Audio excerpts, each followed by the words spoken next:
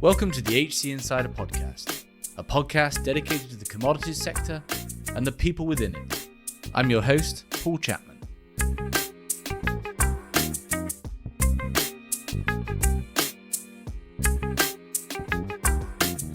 Today we're talking climate change and the human response. What is the science of climate change, and what are the impacts of it, both short and long term? And then how is society set up to respond, both through mitigation and adaptation? Our guest is Dominic Boyer, a professor of cultural anthropology at Rice University, where his focus is climate mitigation, adaptation responses. He's also co-host of the Cultures of Energy podcast, which brings writers, thinkers, artists, and scholars together to think and talk about the Anthropocene. This is a little bit of a departure from traditional episodes, but I really wanted to explore climate change, given its profound importance for the energy and commodities sector. As always, if you enjoy the show, please do leave us a positive review, and I hope you enjoyed the episode. Dominic, welcome to the show. So happy to be here, Paul. So we're talking about climate change and ultimately the human response to it and the challenges therein. I guess I really want to start on the science and make sure we're all on the same page about what we mean by climate change, what's behind it, and what are the challenge. What's the challenge it poses? So can we start there? Can you just give us the sort of the 101 on climate change itself? Sure, and I'll give it to you, Paul, with the proviso that I'm a social scientist rather than an earth scientist. So, I'm gonna give you the kind of the big picture, soft focus on this, whereas I'm sure you can find other folks who could really get down into the details of it. But essentially, there is climate variation. There's always been climate variation, probably throughout the Earth's history. But we're living during a time when, especially since the Industrial Revolution, and some scientists would argue really since the 20th century, the middle of the 20th century, we have seen a spike in greenhouse gas percentages within the Earth's atmosphere that is sort of equivalent to the Earth putting on a heavy sweater, over time. That's trapping in solar radiation, that's heating air. Much of the warmth, interestingly, has been absorbed by the world's oceans, something like 2/3. But we're feeling the added energy within the Earth systems in the form of more intense periods of rainfall and drought, cyclonic systems intensifying, in ways that are unprecedented. You really have to get into an area of science that I find fascinating called Paleoclimatology to really understand where we are now, because the Earth hasn't had this much carbon dioxide in its atmosphere for about 2 million years. So really no humans, none even of our hominid ancestors have ever breathed the air that we're breathing right now in terms of its particular chemical composition. And that's really striking when you think about, okay, we're really moving into some unknown territory, not for the Earth per se, because there obviously have been other periods in the Earth's history that have seen these kinds of concentrations of gases and warmth, but really for our experience as a species. So that's why the adaptation question you mentioned is so significant. And I'll just say that, where we are today with, somewhere around 420 parts per million carbon dioxide is equivalent to the Pliocene period. That would be the most recent time, 2 million years ago. And, we both live in a coastal city or a near coastal city. It's important to recognize that at that time in the Pliocene, the average sea level on Earth was about 20 to 25 meters higher than it is today. So obviously we're nowhere near that in terms of the actual sea level increase, but we could think that in a sense we have set in motion a set of vectors that will lead to that level of sea level rise eventually, if we allow things to sort of persist as usual. So I don't know if that gives some help, just kind of a big picture, some thoughts on but maybe a more specific questions, Paul. Well, so one of the things there's one thing I think that I would to clear up, and this has been a conflation over time. In some cases, I think intentionally, between climate change and environmental degradation.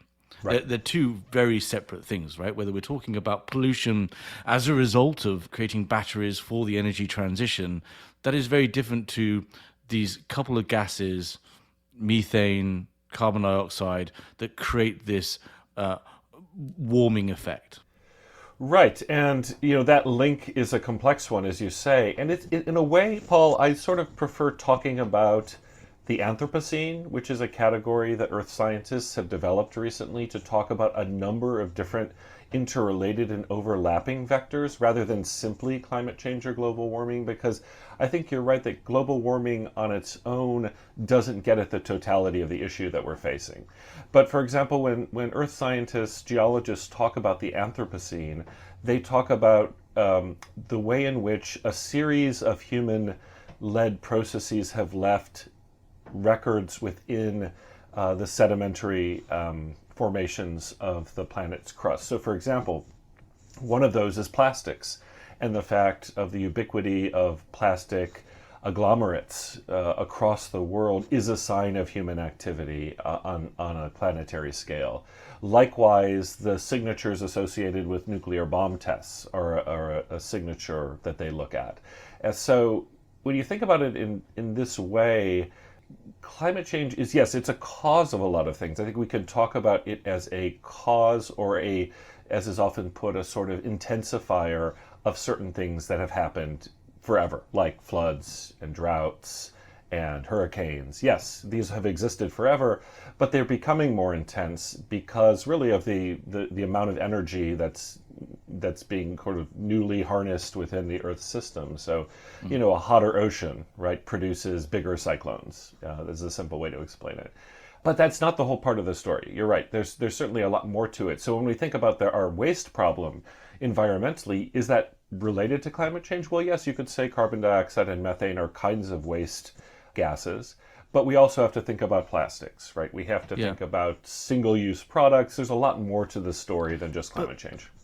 I guess what I'm getting at in some senses is between those two evils, climate change in some ways has been seen as perhaps the more benign, but is actually the most existential threat that we face outside of human cause, world wars and nuclear, apocalypse and so forth.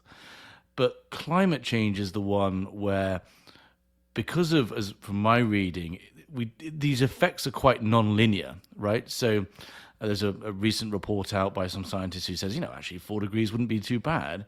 But it was pointed out in the article I read that, well, minus 4 degrees, the last time the planet experienced that, the whole of Northern Europe was under a kilometer of ice as a result. So a lot of this is not a non-linear, this is a non-linear product, right? And secondly, whilst a lot of people think about climate change and we think about, yes, okay, is Houston going to be underwater? What's going to happen to my property value? Right. Actually, before we get there, because of the rapidity of the change, you get, we're all dead anyway because you've had ecological breakdown, and the vast majority of our food production, in fact, 99 whatever percent, relies on natural systems, whether it's bees for pollination, whatever it might be. The rapidity of change could disrupt those cycles, and suddenly we can't generate the food that we need. So I think sort of what I'm trying to get at, I don't know whether you agree with all I've just said, but there is this sort of dichotomy between environmental degradation, biodiversity loss, and poisoning the planet, compared to the extremes that climate change could generate, albeit over a couple of centuries.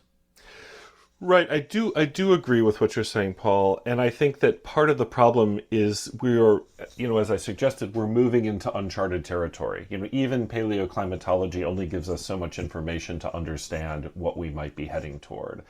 And when you look around the world, just this summer, you can look at the dried up Lake Mead and the Yangtze River. You can look at catastrophic flooding in the American Southeast. You can look at the whole city of Jackson, Mississippi, now without water. There were infrastructure. Pakistan, Bangladesh. You look across the world. This is the world at 1.2 degrees centigrade warming, right? Do we really want to know what it's like at 2, let alone 4? I'd say no. I mean, I'd say that we've seen enough to know that this is not heading in a good direction. That again, the types of crises and catastrophes that yes, humans have coped with, for our entire existence as a species, are becoming intense and unpredictable in ways that are quite frightening, especially the rapidity of the acceleration. And so that's where you say nonlinear, that really resonates with me, right? That we don't, predictions about the heat wave in the UK recently was predicted as something that, that'll probably not happen until 2040 or 2050. And yet here we are in 2022 and it's already with us. So you begin to wonder, what else might be awaiting us around the corner. And I'm glad you brought up food security, because I think that is one of the crucial issues. Famines, forced migrations. I mean, you could imagine our already complicated and sometimes chaotic world getting much, much more so were, for example, massive crop failures to hit certain parts of the world. And what's happened historically is that people have suffered and died, yes, but they've also moved out of desperation. And so as you begin to think about large populations moving across the world, take the case of Syria, for example, which is, there were a lot of things going on in Syria, but what set that whole powder keg off was a series of crop failures that earth scientists have suggested could be linked in their severity to climate change. So yes, I think this is precisely why we have to think both about mitigation and adaptation in very serious ways today. Yeah, and we're going to come on to those two levers that we have available to us. So there's two things I want to cover before we move on to that and your work. Where are we in terms of awareness? Is awareness accelerating compared to 20 years ago? Can you just give us some sense about globally where we're at? I feel as though, and the United States is not the best place to look at, because I think the US is a very special place, as are most countries that I would call petrostates. In other words, places where a large portion of the economy is linked to oil and gas or fossil fuels more generally. In those countries, I think there is a kind of inbred resistance to having to acknowledge climate change as the problem that it is, with the kind of devastating potentials that it has. In countries that I've spent a lot of time in, whether those be Mexico, which is itself a petrostate, if a very kind of vulnerable and possibly failing one. But even in Mexico, in rural areas, I spoke with farmers, campesinos, who were very aware. They could see the climate changing in their crop cycles. They could see it in the rainfall patterns. They could see it when 500-year-old buildings were washed away in flash floods. I mean, it's not a secret that to many people across the world that something is changing. I think the real question is, what is the response? What is the appropriate response? And that does vary a lot, again, depending on where you are in the world, what social class you belong to, how much you're invested in the status quo organization of the economy. I think there are a lot of factors there. But I would say within my lifetime, I would say between, let's say, the early aughts and today, there has been a massive uptick in awareness. It hasn't always translated in a willingness to action. But again, if we take our own experience here in Houston, when I moved to Houston in 2009, it was in the middle of a sort of counter-cycling. The economy as a whole was down, but oil and gas was doing fairly well. There was a lot of wealth. I did not hear climate change on many people's lips as an issue. But after that series of 500-year rainfall events in the let's say between 2015 and 2017, culminating in Hurricane Harvey, the largest rainfall event in the history of the continental United States, that really changed things. I mean, I don't know how you feel about it, Paul, but I feel like in the past 5 years, there's probably been more serious thinking and planning about climate in Houston than in the rest of its history put together. And so I take that as a pretty encouraging sign. If here, sort of in the heart of the petroleum industry, the petrochemical industry, if even here we are beginning to contemplate significant changes to our way of life and our preparedness for future challenges, I think that that's overall probably a good sign that awareness is probably getting near where it needs to be. Readiness for action, and especially readiness for bold action, is probably still where we see the lag. Yeah, and I guess to get a little bit philosophical and talk economics for a moment, because I think that's the next piece to put into place is, okay, so you've got this growing, we're perhaps starting to move beyond the argument of, is this real? And start to tease apart. And again, I talk about this conflation of pollutants, polluting, with climate change, because I think in that a lot of companies, by denying climate, I don't know, I might get myself in trouble here, but I would suggest that there was kind of, by conflating those two, you could get away with both. Right. You could weaken EPA laws or around the world because science was unclear on climate change. Well, the science was very clear that if you dump a load of lead or arsenic into waterways wherever you are in the world, it has serious consequences, and we've covered that, in the trade-offs that, for example, China made to grow its industrial base and to capture much of the production of energy transition. But that aside, exactly, this is one of those. This is an externality. This is the tragedy of the commons, and also overlaid with the fact that the consequences of this have historically been, at least, dare I say it, in the lives of most politicians today, which are, particularly here in the US, are an older set than they have been traditionally. Yes. The consequences aren't going to be felt. So you've got not only this tragedy of the commons, which I'd love you to explain, and also, secondly, you've got this kind of unforeseen timeline, and typically humans only come into action when like you said, Hurricane Harvey, real immediate effects going on, like we're seeing in Europe today, which is sparking real action. Right. So there's a lot there. Sorry. Yeah, no. I was going to say there's certainly a lot there, but a lot of good thoughts. And I do think the economic question is paramount. And I don't know, Paul, how much you remember this limits to growth report that came out in the early 1970s, that 50 years ago, I think, almost to the day, that really raised some very, very provocative questions by modeling with relatively primitive computers for their time, but still a pretty good piece of software overall, modeling what would happen if the business as usual economic system of the planet were to continue to grow as it had, to use resources as it had, for population to expand as it had over a period of, I think they modeled it out to the year 2100. And in fact, all of the models that didn't involve some kind of technological salvation, which we could come back to later, whether that's a realistic idea or not. All of those models had within them one of two major scenarios, and it really depended on our energy resources. And as you probably know, energy resources were being underestimated at that time. We thought we had less oil than we did, and that attitude persisted through the kind of peak oil moment of the early aughts, mid-aughts. Now we know that we sort of have all the oil. We have ways of getting oil and gas, right? They may have higher levels of externalities, but we're not going to really fail. The economy won't fail for lack of fossil energy. But what happens then when you sort of allow more fossil energy into the economic mix, you then come up with a waste problem. And that waste problem is, well, as we said, things like plastics and single-use commodities and all of that, but also really significantly the wastes of greenhouse gas emissions and all the externalities that are involved with that too. So all of these challenges.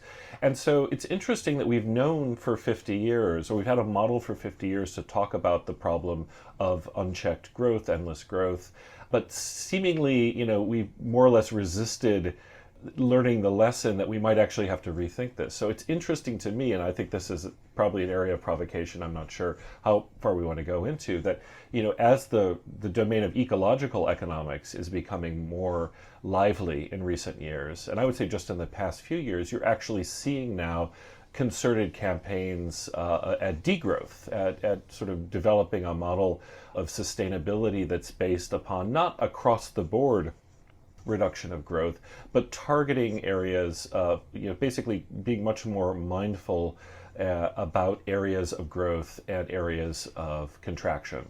And that's something that I think, generally speaking, is anathema still to our dominant economic model, which is about growth and about producing more value through growth. So, I'm starting to get stuck in that little loop there, but I do want to bring in this problem of growth, because I think that's the aspect of economic reasoning and institutions that I think is really at the core of this. Yeah, definitely triggering. But again, just that sort of that pricing externalities. I mean, it is very challenging, right? And these are, but at its root is this idea of who pays for it. Right. And why not use it, in a competitive global economy?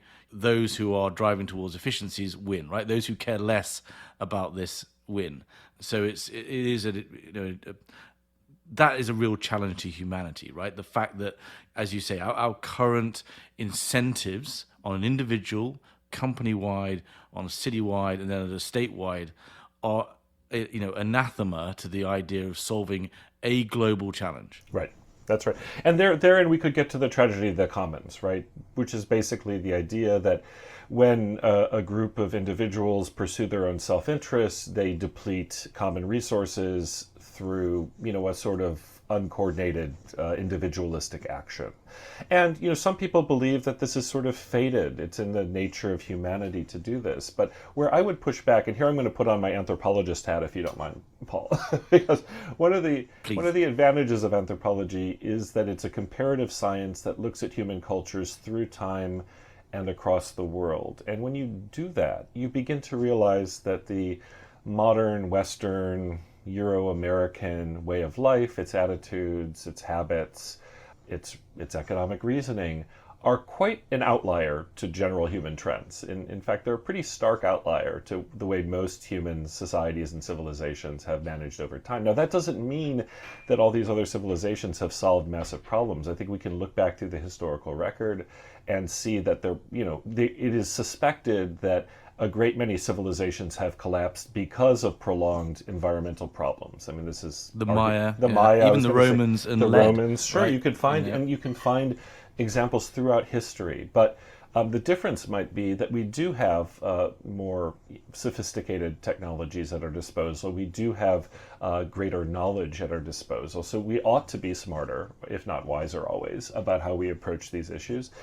But what I'll say is that, something I'm always reminded of something my thesis advisor, Marshall Solin, said, who was a well-known economic anthropologist of his day. And he wrote a little piece called The Original Affluent Society, which is a kind of a classic. I think it's collected in a book called Stone Age Economics, if anyone's interested in looking it up.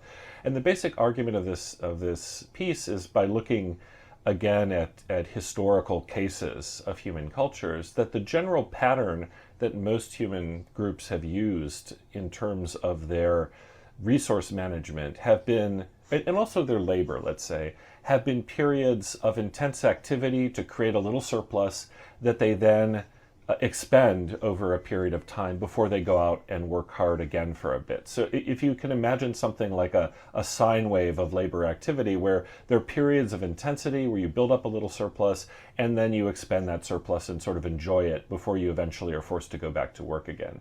The difference between that model and I think the model that all of us experience in the modern world is that we sort of feel as though we have to work all the time to accumulate surplus, right? It's a very Max Weber, the German sociologist, would say it's a very kind of Protestant way of thinking. Like you're supposed to accumulate wealth, but never really to enjoy it or spend it. The idea is just to sort of hoard it like a dragon might. But we also face, is it Stevenson's law, where our expenditures rise along with our income? Right, So exactly. The power of modern marketing is that you're always we don't actually accumulate these surpluses. We are incentivized. We are pushed. There's peer pressure to spend. Right. To demonstrate your income levels. You can't be. Anyway, it's just to understand that this is kind of one cultural mode among other possibilities that I think we need to get our head around. And the point being ultimately that this idea of the tragedy of the commons, that we're all going to kind of go out and individualistically pursue our own self-maximizing goals to the common detriment, is, I think, not a bad way of describing what's happened, in our world, but it's not necessarily an inevitability. And in fact, there really are quite a few examples of ways of being human and being happily human that don't involve this kind of relentless pursuit of more.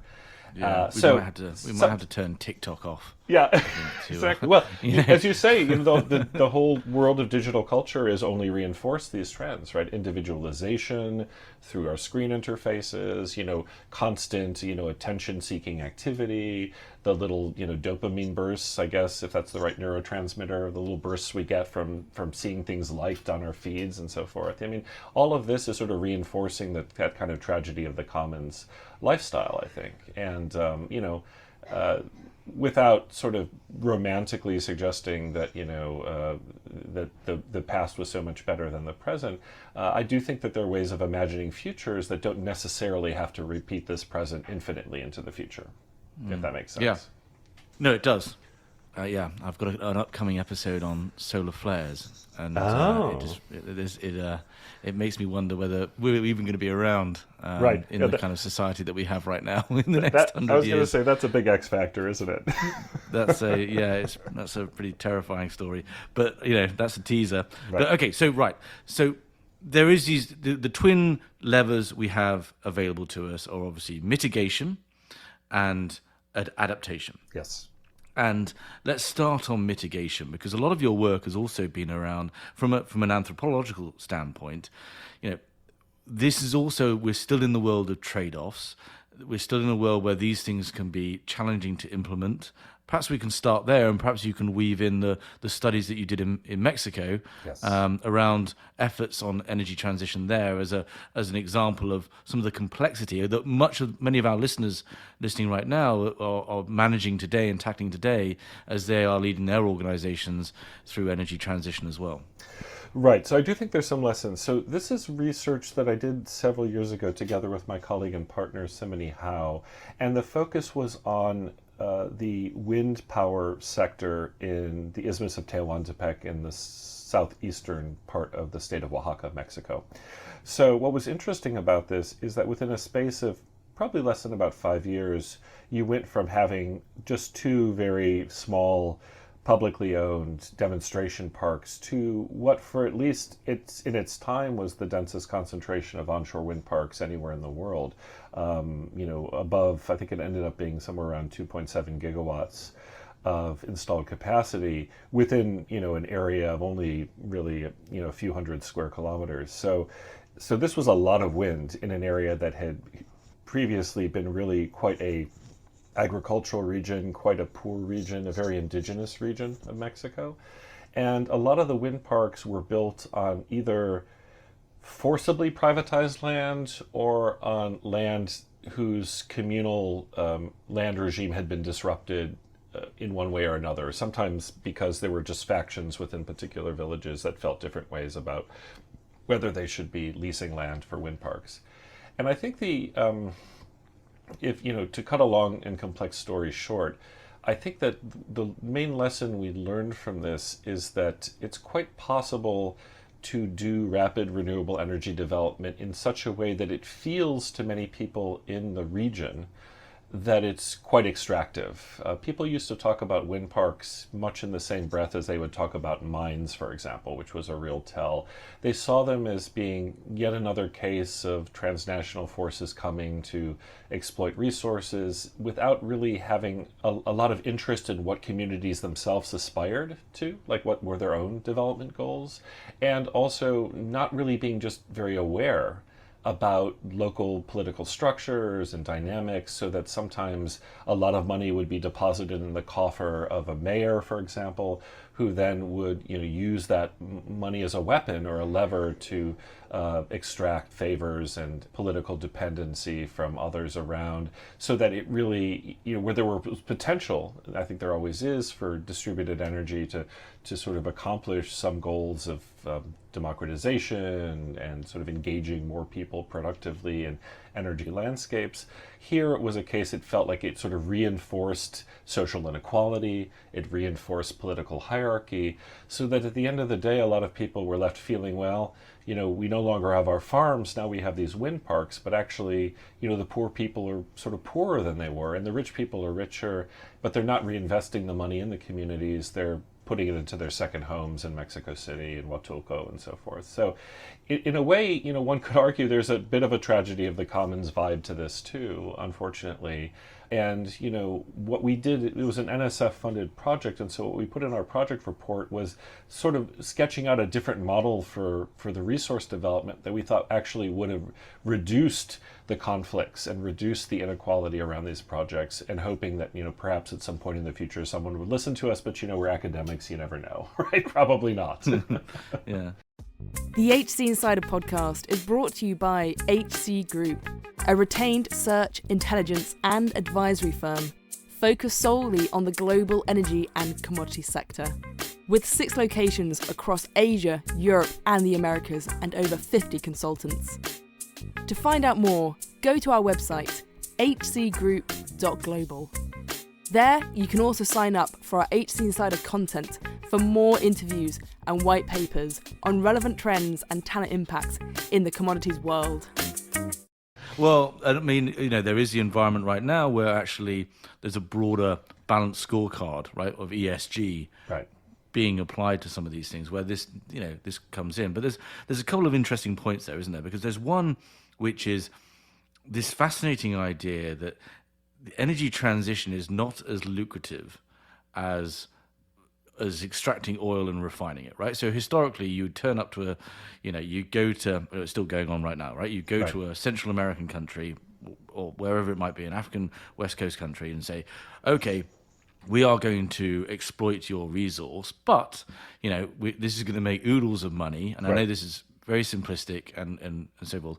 And we'll build this facility here, and it will employ X number of people, and there will be some return to the community, at least in an idealistic sense.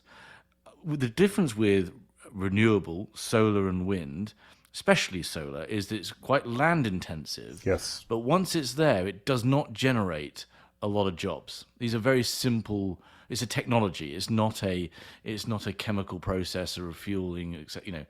So you've also got that to balance out as well, which is, okay, this marginal land is now being taken over by something which is relatively unproductive for the local communities. Right.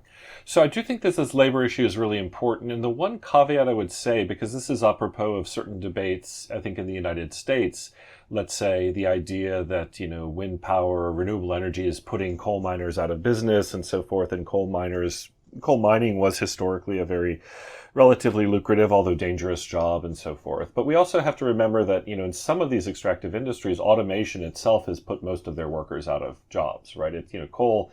Coal jobs have mostly been lost to robots and machines rather than to, say, wind parks.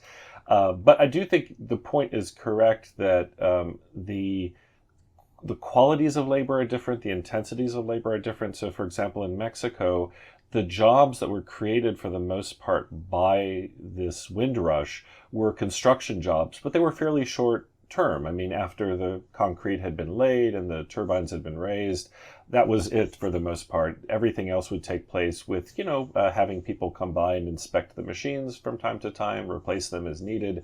So there was a kind of more of a technician level job, and many of those jobs were valuable to communities, but there was also a feeling as though in this case, at least, that the managerial level jobs, the white collar jobs, the truly good jobs were mostly going to people who were coming in from Mexico outside. City, yeah, from Mexico City, or from Spain, Yeah.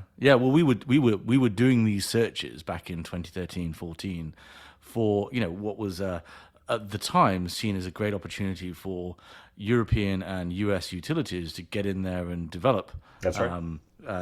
Solar and wind capability, and a lot of them were had just shut up shop in Chile, which had gone through its own challenges. And there was a lot of wealth created for a short period of time, but it also a couple of things came in. One was obviously a lot of the bids were, dare I say it, undercut by Chinese companies. And also then you just saw a regime change in Mexico that completely stalled everything, right? All of these bids, a lot of them put on hold. Then they were subsequently investigated for bribe, Yes, it was a challenge. It was a messy situation. And you could say, I mean, on the one hand, it was a success that so much wind was brought on grid so quickly.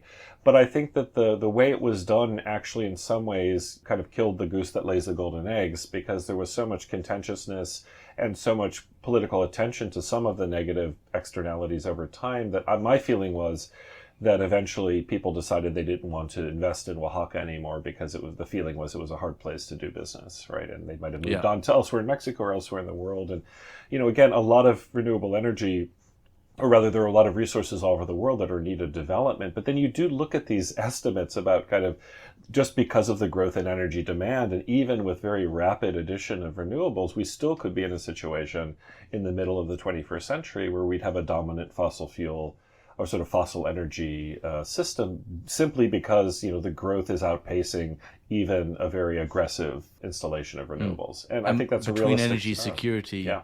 and energy transition, you've got to pick energy security, right? In the short term, at least, from a political standpoint.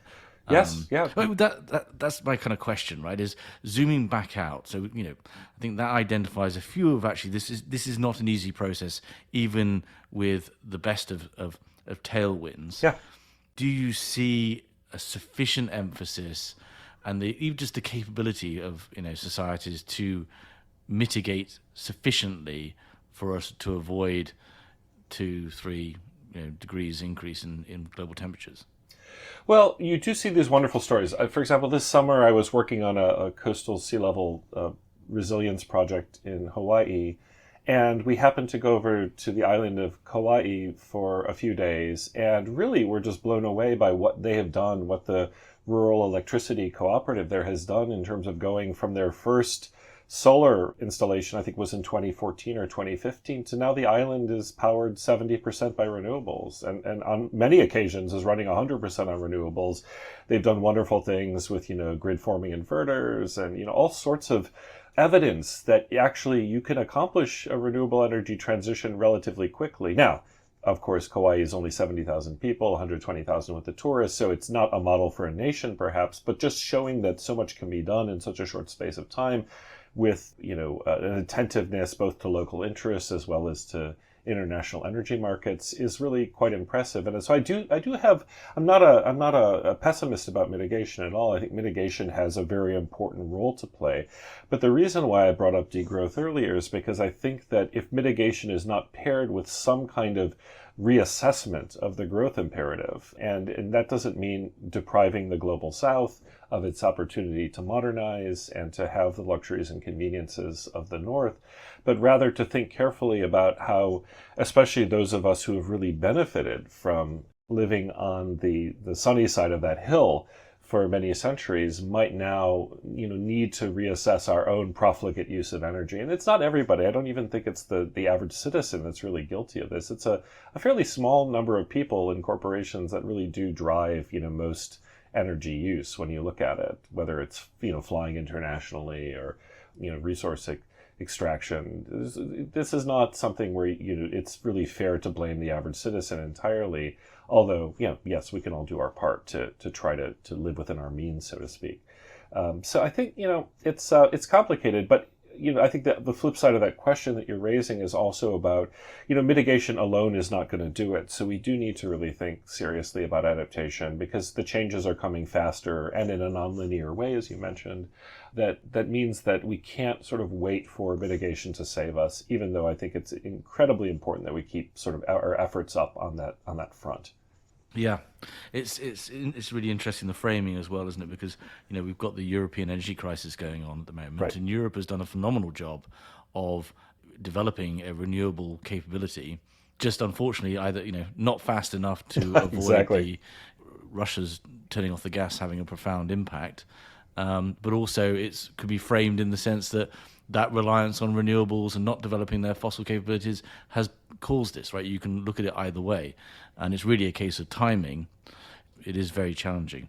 I'm glad you brought that up, because I do think that I tend to be a sort of glass half full on that energy crisis. Yes, I think it's going to be very difficult, and it'll be interesting to see how much backsliding into coal and LNG there is over time. But I also think it might just be the kind of kick in the pants that Europe needed to kind of get off its own rather complacent attitudes about this. And Germany did marvelous things in the early days of what they called the Energiewende, right, the sort of solar energy revolution, and then sort of cooled their heels in a lot of ways for the next decade or so. So maybe this is what will finally push them to get more aggressive in meeting those targets, as I think the relationship between, in this case, fossil fuels and military aggression is laid bare for all to see.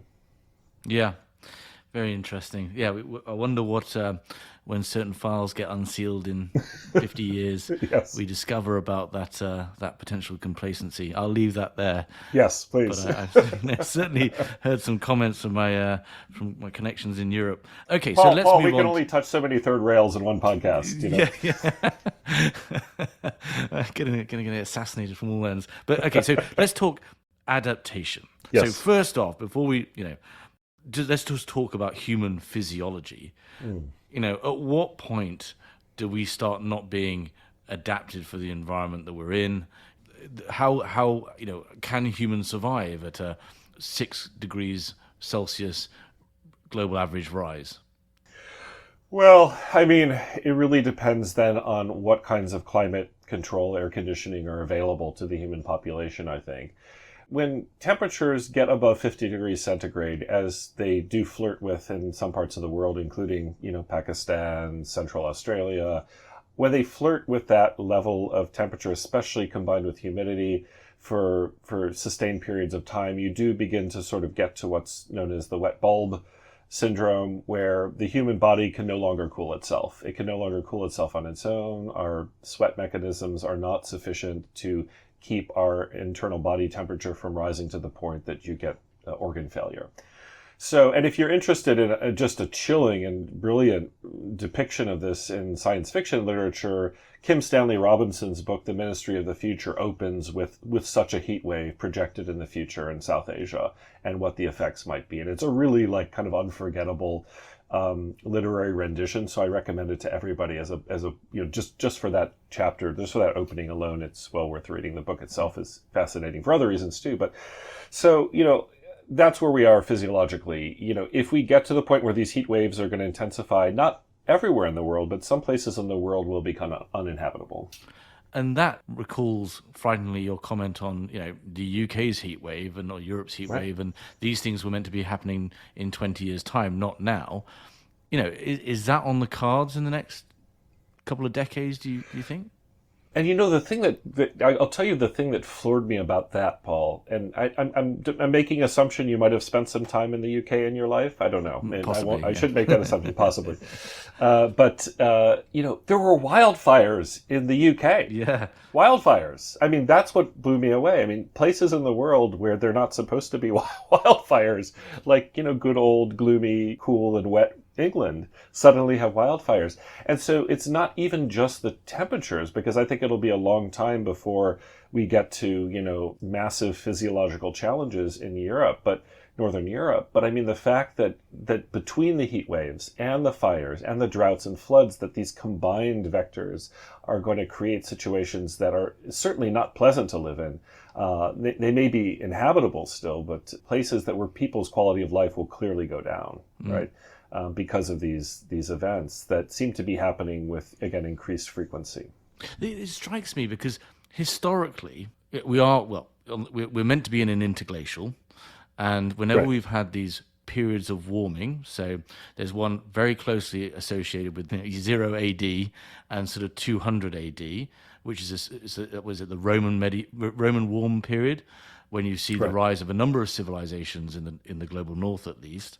And then there's another one in the 1000 AD to, I think it's like 1250 or so, and you see, an effervescence in European culture, coming out of the Dark Age and so forth.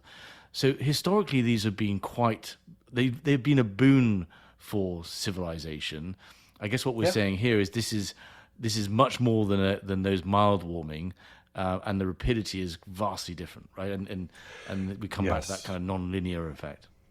Yeah, no, really, I mean, when you think of, something like 2/3 of cumulative greenhouse gas emissions have occurred within our lifetimes. I mean, it's so much has happened so recently that, again, it's really hard to say to compare where we are now or what we might be facing in the next couple of centuries to what happened, 1,000 years ago, because they were much more modest ups and downs. But the fact that even those modest ups and downs, profoundly changed, the course of human history, right? Think of, shortly before, I think that period you're mentioning in the late medieval warming was a period of genuine prosperity in a lot of ways. Populations grew, and You could argue sort of return to pre-Dark Ages times, but then there was a plague, the Great Plague, but even before that, a Great Famine in the early decades of the 14th century. Together, that whammy, killed off something above 50% of Europe's population and massively reset things. And, I'm not saying that the Black Plague was directly related to some kind of climate It's certainly change. a weakened populations that allowed it to spread faster. There's been a few recent books on that. And, the famine sort of set it up, and the famine was part of the cooling process, of the long-term sine wave of climate. So I think that there's a great deal to be concerned about. However, I do think that, I tend to be an optimist, which is probably strange to think about when you're dealing with climate as much as I am. But, you do look at even these out of these periods of tremendous challenge and misery, like the 14th century comes, the Italian Renaissance comes, a newfound interest in technology and humanism that in some ways opens up a whole new chapter of human history. And we could argue about its legacy. Some of them are good, some of them are not so good. But the fact is, we have shown the capacity to react to great existential challenges with developing sort of new tactics and strategies to defense ourselves. And that's something that's encouraging. I mean, my worry, Paul, and I'm sure this is not lost on you, I'm sure you have the same concern, is that we're not just going to be defensing a small portion of the world's population in a kind of trying to maintain through extraordinary expenditures of energy, sort of air-conditioned comfort, whereas great masses of people are allowed to live in misery at the mercy of increasingly chaotic weather systems. So, my hope is that somewhere along this process we'll also learn some humility and equity, but I know that those are things that are sort of almost as unimaginable, perhaps, as climate change itself. I don't think actually you can have a partitioned world in that sense, right? And I think we're already seeing, what the United States is going through in terms of political divide. A lot of it is driven by the impact on the global South and the pressure on, with the fact that the US is connected to it. The issues at the border that are driving a lot of the challenges inside the United States are tied to ultimately there is a climate change backdrop to that, as well as in the cultural ramifications. And you just can't, unless you are an island, it'd be a pretty bleak sci-fi movie, right? I just don't think the option is there to have that bifurcated world. But we're getting very far away from commodities, and people perhaps my interest in history and so forth. But I guess let's talk adaptation. What does the world look like in terms of sea level rise?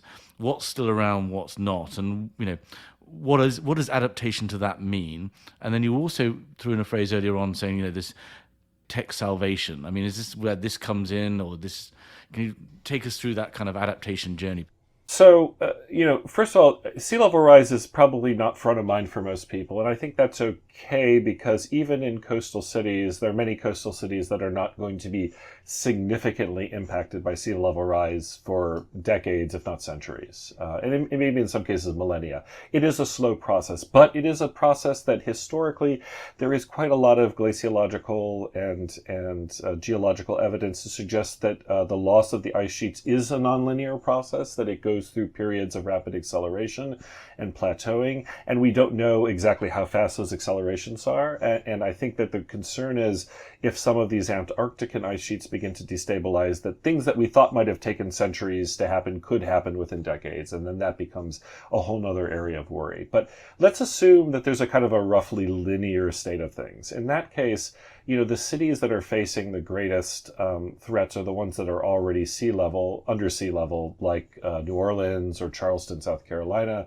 or the ones, and there are, interesting cases of this across the world, the cities that are built upon porous geology such that the water comes up from below. And this is the problem with Miami, is you sort of can't hold the water out by a dam or a dike or something like that, because it's coming up from beneath. And I've talked to coastal sea level experts who say that, cities like New Orleans and Miami are practically indefensible when you look at it in the long term. It'll be very difficult to imagine these cities sustaining themselves into the 22nd century without some kind of major reimagination of the urbanism. In other words, living with water in ways that they don't currently.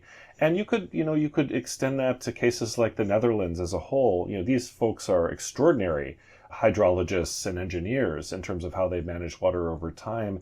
But when we're talking about above, a couple of meters of sea level rise, it's impossible for some place like the Netherlands really to sustain itself either in the way that we understand it today. So it's an exercise in what we call deep time thinking.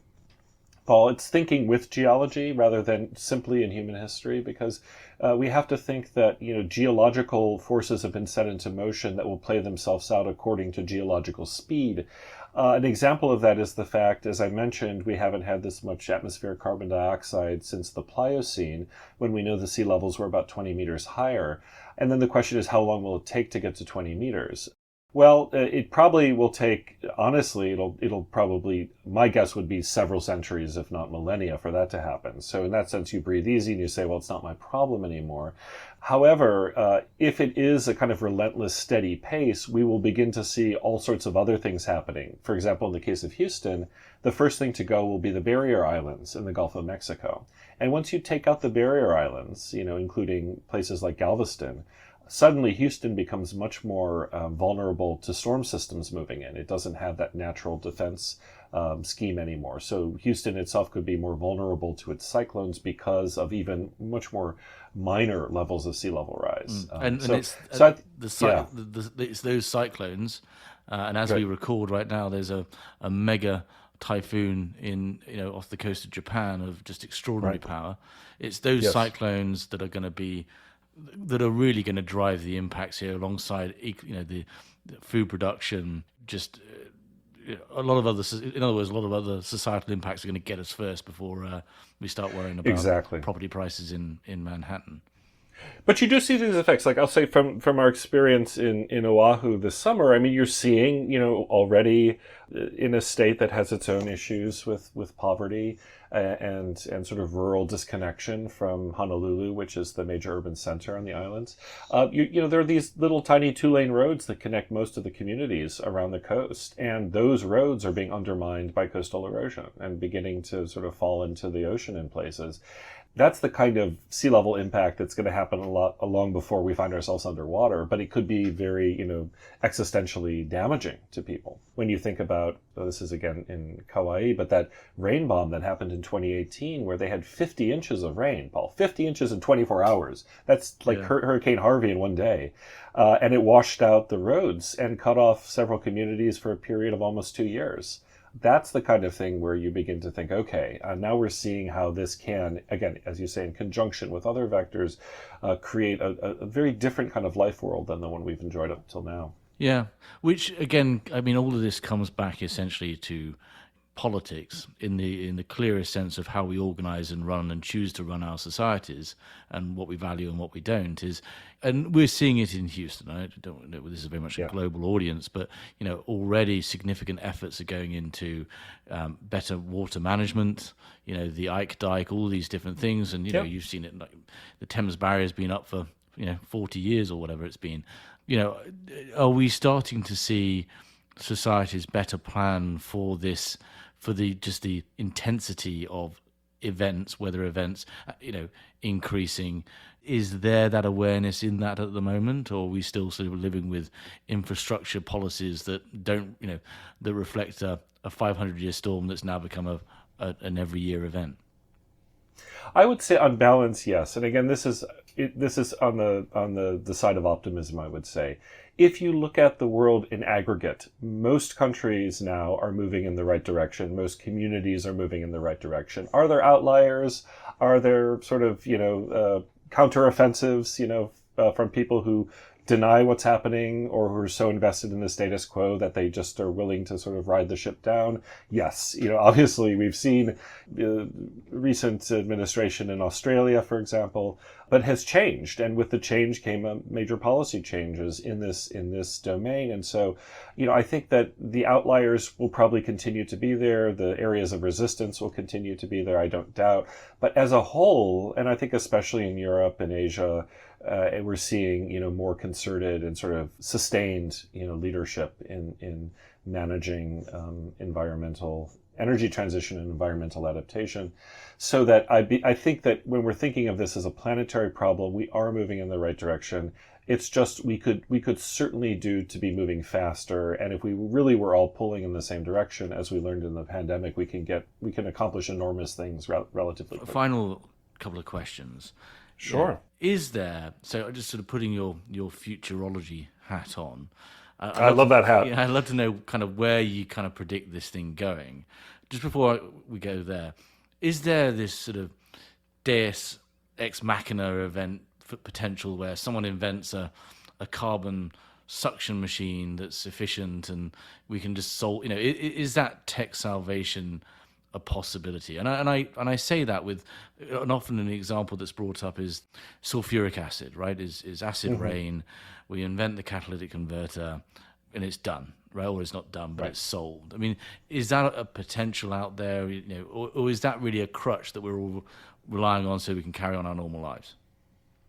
I think, unfortunately, it too often is a crutch in the sense that, yes, wouldn't you love it if somebody solved nuclear fusion, right? Wouldn't we love it if that were a breakthrough, were to be announced, and we actually would be on a pathway to a safer, reliable, yet cornucopian energy supply that would provide all that we needed more without the various kinds of externalities that concern us today. Wouldn't that be wonderful? Yes. I just don't think we can assume that it's going to happen immediately, or that it will happen at all. I mean, it may take decades more work to get to the point where this is something that's feasible technically and also affordable economically. Whereas we know that we have the technologies already that we need to decarbonize the global economy. We have them. We know what policy frameworks work. We need the sort of the will, and when I say will, I mean not just the political will at the top, although that's obviously important, but also the social will as populations to demand these changes. And that's where it becomes really a cultural problem, a civilizational problem even. And we have been for many, many centuries really accustomed to a life that one of my colleagues calls energy without conscience. This idea that we can use energy without thinking at all about either where it comes from, what those externalities are, or what the externalities of the use of the magnitudes of energy we've become accustomed to are. And again, I'm speaking mostly of the global north here because there are many parts of the world that get by in very little. And we should always acknowledge that it's not Haiti's fault that we find ourselves where we are today, right? It's really countries like the United States and Europe that have really been the point of the spear. I am not unoptimistic about technology. It will contribute more, as you said, could some kind of affordable and effective carbon capture be developed that prevents us from having to resort to something like geoengineering, which I think would probably be not a very good idea. That's my personal opinion. But yes, that could be great. It could be all tools in our toolkit to accomplish what we need to accomplish. But given that we have what we need already, I'm often somebody who finds myself advocating for the simpler solutions that are more ready at hand. And if I can say one more thing about Houston in this connection, there's a great story that Keiji Asakura, who's one of the principals of Asakura Robinson, a great landscape architecture firm here in town, told me. And he told a story about a guy named Art Story, who was a legendary engineer who worked for the Harris County Flood Control District. And Art had a habit of saying, if everyone in Houston would just dig a 2x4 ditch in their front lawn, they'd put Harris County Flood Control out of business, right? If everyone would just basically create what we call today a rain garden on their property, that would be enough of an offset in terms of water detention to pretty much reduce catastrophic flooding. And when you think about something as simple as digging a hole, which requires a shovel, at best medieval technology, right, to do what we need to do to save ourselves. Whereas we tend to think more about, well, we need to put a lot of concrete into this. We need to build the Ike Dike. We need to have massive, channelized bayous and things like that. Sometimes the simpler solutions are the ones that are worth pursuing and the ones that have such a low barrier to get involved that a lot of people can get involved in the project, and it becomes something that I think is... But it hasn't happened, right? I mean, well, it hasn't. But has it not happened because we're too reliant on engineers to solve our problems? And maybe we're reaching the point where the engineers can't quite do it on their own.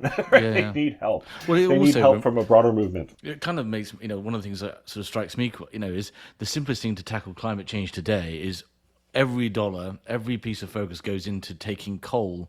Oh God, I'm talking of my connections in coal, sorry. But if you just took coal power generation offline, right? Right. Rather than those dollars going into hydrogen or whatever it might be, that's sort of a speculative future potential.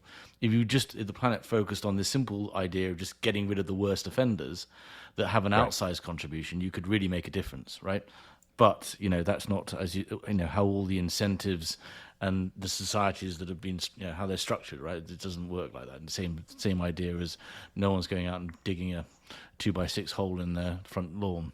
At least not in my neighborhood. But really the idea is sort of, having an approach to this that is, listen, if technology comes and saves the day, that's great, but just not sort of relying upon the superhero to save us, rather sort of rolling up our sleeves and getting more involved. And I think that's really what adaptation is about all of us, and really maybe mitigation too. It's about all of us becoming more mindful about energy or sources, developing what I call a kind of greater energy citizenship, energy literacy, and also, taking our future into our own hands to the extent that we can by being responsive and responsible for these environmental changes and challenges. And I think that is something that, if we're having trouble mobilizing around it now, I think in the future, as more and more storms and droughts and floods and so forth begin to undermine our quality of life, I think we'll be more and more willing to make those changes, would be my guess. Yeah. Even in the United States.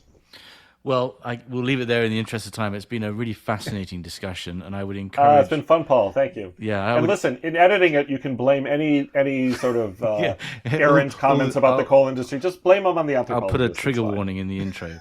But no, I think it's been a fascinating discussion. I wanted to do this episode because I just think it's interesting just talking it from an anthropological standpoint, the responses, both mitigation and the challenges around that, right? These aren't simple things that many of the listeners are tackling today. These aren't simple things, in terms of the broader stakeholders and implementation and so forth. And also just the challenge that we're facing our own human nature in this one.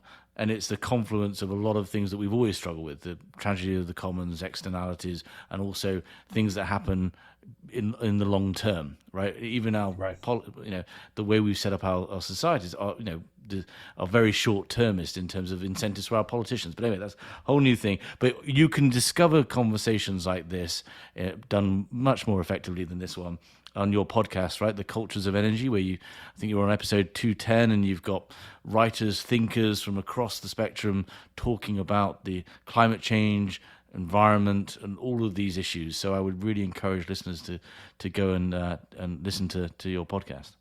Yeah, and it is a podcast. Thank you so much for the plug, Paul. It's a podcast we've been working on for several years now.